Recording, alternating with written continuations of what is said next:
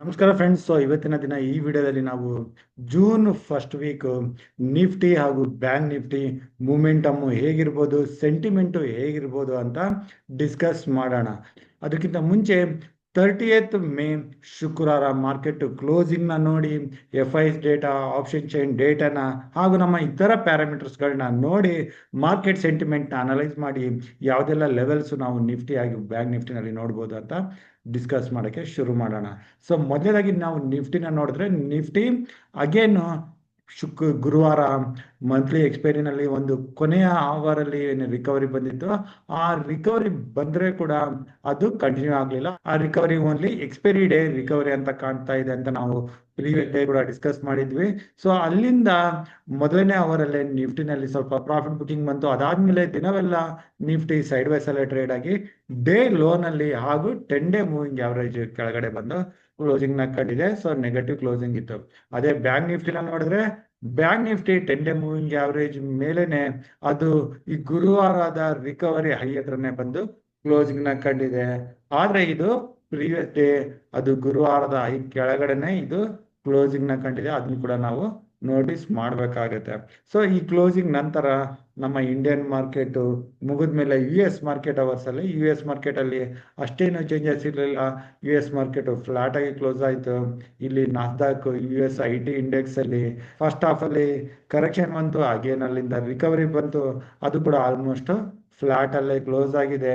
ಇನ್ನು ಜಪಾನ್ ನಿಕೆ, ಅದು ಏಷ್ಯಾ ಕಡೆಯಿಂದ ನಾವು ಮಾರ್ಕೆಟ್ ನ ನೋಡಿದ್ರೆ ಇಲ್ಲಿ ಕೂಡ ಕರೆಕ್ಷನ್ ಬಂದಿತ್ತು, ಅಲ್ಲಿ ಕೂಡ ರಿಕವರಿ ಕೊಂಡು ಫ್ಲಾಟ್ ಆಗಿ ಕ್ಲೋಸಿಂಗ್ ನ ಕಂಡಿದೆ.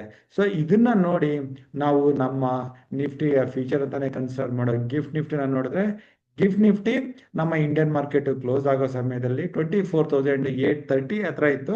ಅದು ಈ ವಾಲಟಿಲಿಟಿನಲ್ಲಿ ಎಂಡ್ ಆಫ್ ದ ಡೇ ಮೇಲೆ ಬಂದು 24,875 890 ಹತ್ರ ಕ್ಲೋಸ್ ಆಗಿದೆ.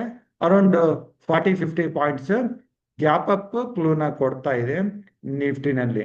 ಸೊ ಇದು ಎಲ್ಲ ಆಕ್ಚುಲಿ ಕರೆಂಟ್ ಲೆವೆಲ್ಸ್. ಇದನ್ನ ಬಿಟ್ಟರೆ ನಾವು ನಮ್ಮ ಇಂಪಾರ್ಟೆಂಟ್ ಪ್ಯಾರಾಮೀಟರ್ಸ್ಗಳನ್ನ ನೋಡಿದ್ರೆ, ನಾವು ಡಿಸ್ಕಸ್ ಮಾಡ್ತಾನೆ ಇದ್ವಿ, ಇಲ್ಲಿ ನಮ್ಮ ಇಂಡಿಯಾ ವಾಲಟಿಲಿಟಿ ಇಂಡೆಕ್ಸ್ ಕಡಿಮೆ ಆಗ್ತಿದೆ, ಮಾರ್ಕೆಟ್ಗೆ ಪಾಸಿಟಿವ್ ಆಗಿರೋ ಚಾನ್ಸಸ್ ಇರುತ್ತೆ ಅಂತ. ಸೊ ಇಲ್ಲಿ ಇಂಡಿಯಾ ವಾಲಟಿಲಿಟಿ ಇಂಡೆಕ್ಸ್ ಕಡಿಮೆ ಆಗ್ತಿರೋದು ಆಕ್ಚುಲಿ ಇದು ನಮಗೆ ಪಾಸಿಟಿವ್ ಆಗಿ ಸದ್ಯಕ್ಕೆ ಕಾಣ್ತಾ ಇದೆ.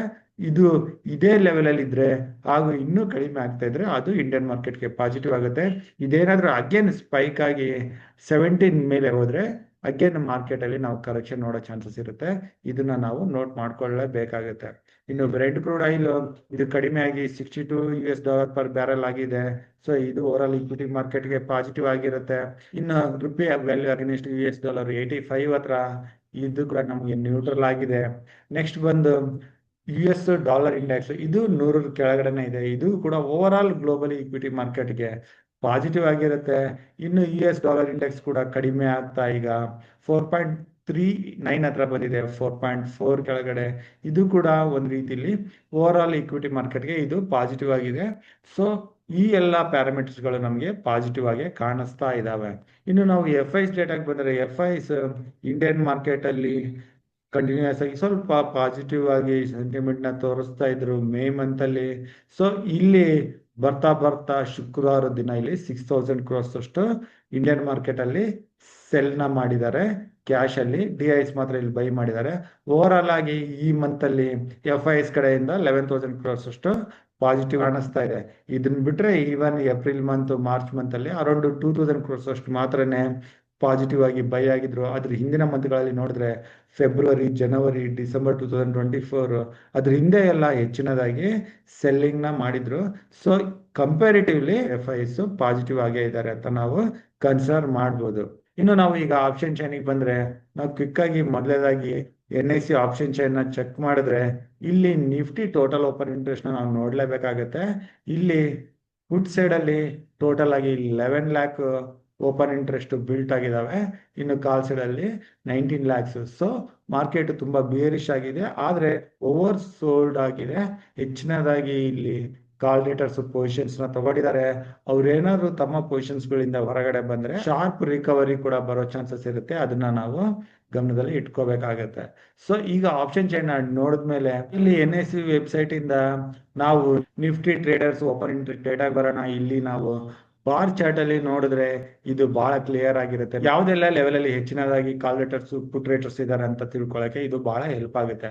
ಸೊ ಈಗ ಇದರಲ್ಲಿ ನೋಡ್ತಾ ಇದ್ರೆ ಹೆಚ್ಚಿನದಾಗಿ ಕಾಲ್ ರೇಟರ್ಸ್ ಬಿಲ್ಟ್ ಆಗಿರೋದು 24,800 ಹಾಗೂ 25,000 ಹತ್ರ. ಪುಟ್ ರೇಟರ್ಸ್ ಹೆಚ್ಚಿನದಾಗಿ ಇರೋದು 24,800 ಹತ್ರ.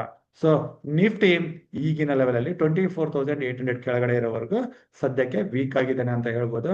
24,800 ಮೇಲೆ ಬಂದು ಸಸ್ಟೈನ್ ಆಗಕ್ಕೆ ಶುರು ಆದ್ರೆ 24,850 ಮೇಲೆ ಹೋದ್ರೆ ಆಗ 24,800 ಅಲ್ಲಿರೋ ಕಾಲ್ ರೇಟರ್ಸ್ ತಮ್ಮ ಪೊಸಿಷನ್ಸ್ ಗಳಿಂದ ಹೊರಗಡೆ ಬಂದು ರಿಕವರಿ ಕಾಣೋ ಚಾನ್ಸಸ್ ಇರುತ್ತೆ. ಇದ್ರ ಮೇಲೆ ಸೆಷನ್ ಆದ್ರೆ ಹೆಚ್ಚಿನ ರಿಕವರಿ ಬರೋ ಚಾನ್ಸಸ್ ಇರುತ್ತೆ. ಸೊ ಈ ರೀತಿ ಕಾಲ್ ರೇಟರ್ಸ್ ಹೆಚ್ಚಿನದಾಗಿ ಬಿಲ್ಟ್ ಆದಾಗ ಇಲ್ಲಿ ಏನಾದ್ರೂ ಕರೆಕ್ಷನ್ ಬರೋಕೆ ಶುರು ಆದ್ರೆ ನೋಡಿ ಎಲ್ಲೂ ಹೆಚ್ಚಿನ ಸಪೋರ್ಟ್ ಇಲ್ಲ. ಸೊ ನಾವು 24,800 ಕೆಳಗಡೆ ಯಾವುದೇ ಕರೆಕ್ಷನ್ ಅಲ್ಲಿ ರಿಕವರಿನಲ್ಲಿ ಪೊಸಿಷನ್ ತಗೊಳ್ಳೋದನ್ನ ಅವಾಯ್ಡ್ ಮಾಡಬೇಕು. ಏಕೆಂದ್ರೆ ಇಲ್ಲಿ ಯಾವುದೇ ಸಪೋರ್ಟ್ ನಮಗೆ ಕಾಣಿಸ್ತಾ ಇಲ್ಲ. ಸೊ ಇದು ಒಂದು ಇಂಪಾರ್ಟೆಂಟ್ ಪಾಯಿಂಟ್ ಆಯ್ತು. ಸೊ ಇಲ್ಲಿಂದ ಈಗ ನಾವು ಟ್ರೇಡಿಂಗ್ ಲೆವೆಲ್ಸ್ಗೆ ಬರೋಣ. ಸೊ ಅದನ್ನ ನಾನು ಒನ್ ಡೇ ಕ್ಯಾಂಡಲ್ ಅಲ್ಲಿ ಡಿಸ್ಕಸ್ ಮಾಡೋಕೆ ಶುರು ಮಾಡ್ತೀನಿ. ಮೊದಲಾಗಿ ನಾವು ನಿಫ್ಟಿನ ಡಿಸ್ಕಸ್ ಮಾಡೋಣ. ಸೊ ಈಗ ನಾವು ನಿಫ್ಟಿ ಒನ್ ಡೇ ಕ್ಯಾಂಡಲ್ ಅಲ್ಲಿ ಇದೀವಿ. ಸೊ ನಾವು ನಿಫ್ಟಿನಲ್ಲಿ ಇಂಪಾರ್ಟೆಂಟ್ ಆಗಿ ಮಾರ್ಕ್ ಮಾಡ್ಕೋಬೇಕಾದ ಲೆವೆಲ್ ಇದು ಬಂದು ಶುಕ್ರವಾರದ ಹೈ. ಇದನ್ನ ನಾವು ಮಾರ್ಕ್ ಮಾಡ್ಕೋಬೇಕಾಗತ್ತೆ. ಸೊ ಶುಕ್ರವಾರದ ಹೈನ ನಾವು ಮಾರ್ಕ್ ಮಾಡ್ಕೊಂಡ್ರೆ 24,863 ಇದೆ. ಇದ್ರ ಮೇಲೆ ನಿಫ್ಟಿ ಟ್ರೇಡ್ ಆಗಿ ಶುರು ಆದ್ರೆ ಇಲ್ಲಿಂದ ಶಾರ್ಟ್ ಕವರಿಂಗ್ ಶುರು ಆಗುತ್ತೆ.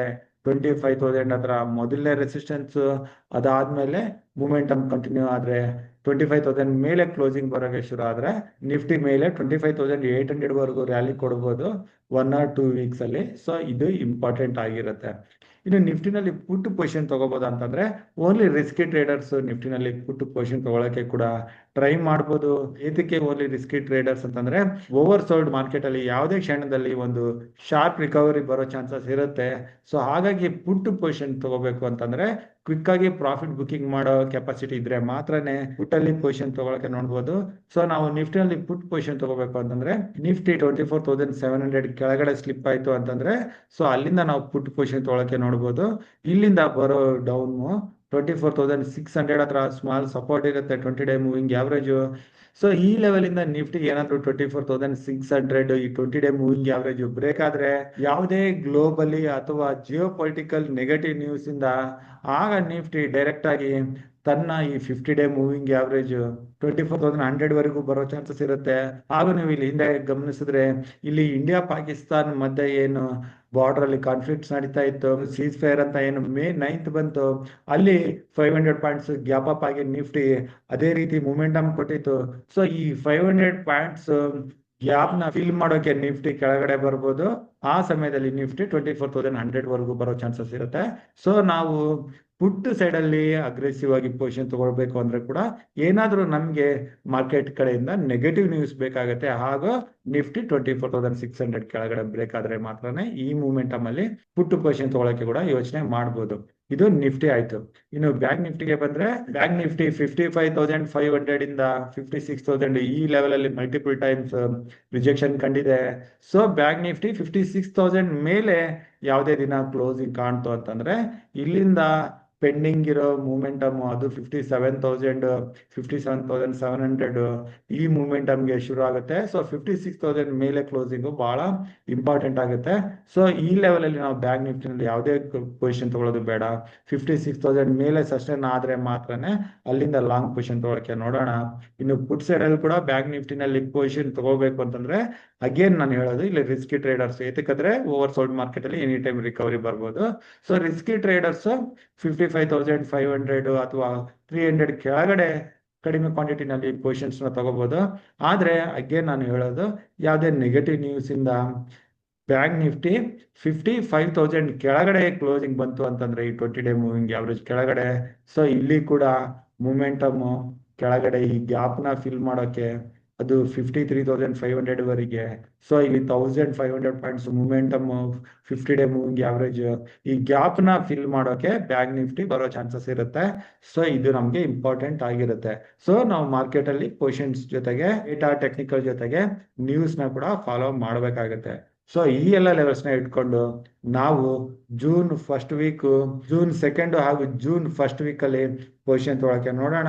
ಇನ್ನು ಸೋಮವಾರದ ಕ್ಲೋಸಿಂಗ್ ನಂತರ ನಾವು ಮಂಗಳವಾರದ ಟ್ರೇಡಿಂಗ್ ಲೆವೆಲ್ಸ್ನ ತಗೊಂಡು ಮುಂದಿನ ವಿಡಿಯೋದಲ್ಲಿ ಬರ್ತೀನಿ. ಸೊ ನಾನು ಕೊಟ್ಟಿರೋ ಮಾಹಿತಿ ನಿಮಗೆ ಇಷ್ಟ ಆದಲ್ಲಿ ಲೈಕ್ ಮಾಡಿ, ನಿಮ್ಮ ಫ್ರೆಂಡ್ ಸರ್ಕಲಲ್ಲಿ ಶೇರ್ ಮಾಡೋದನ್ನ ಮರಿಬೇಡಿ. ನಿಮ್ಮ ಅನಿಸಿಕೆ ನನಗೆ ಕಮೆಂಟ್ ಬಾಕ್ಸ್ ಮೂಲಕ ತಿಳಿಸಿ. ನಿಮ್ಗೆ ಏನಾದರೂ ಡೌಟ್ಸ್ ಇದ್ರೆ, ಕ್ಲಾರಿಫಿಕೇಶನ್ಸ್ ಬೇಕಾಗಿದ್ರೆ ನೀವು ನನಗೆ ಡೈರೆಕ್ಟಾಗಿ ಕಾಂಟ್ಯಾಕ್ಟು ಮಾಡ್ಬೋದು. ನನ್ನ ನಂಬರ್ 9845852716. ಇಷ್ಟು ಹೇಳ್ತಾ ಇವತ್ತಿನ ವಿಡಿಯೋ ಇಲ್ಲಿಗೆ ಮುಗಿಸ್ತಾ ಇದ್ದೀನಿ. ನನ್ನ ಮುಂದಿನ ವಿಡಿಯೋ ಬರೋವರೆಗೂ ನಿಮಗೆ ನನ್ನ ಕಡೆಯಿಂದ ಧನ್ಯವಾದಗಳು. Thank you.